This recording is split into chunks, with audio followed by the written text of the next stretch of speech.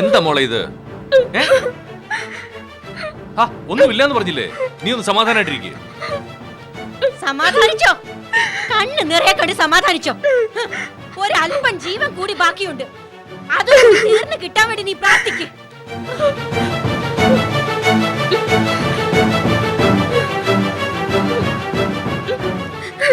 മതിയായില്ലേ നിനക്ക്?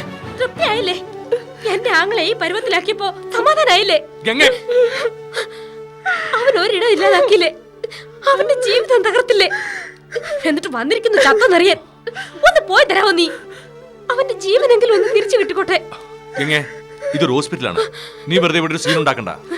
വെറുതെ ആണല്ലേ ഞാൻ പറയുന്നൊക്കെ? വെറുതെ ആണല്ലേ ഒക്കെ? ഇവള് കാരണമല്ലേ എന്തൊക്കെ സംഭവിച്ചു?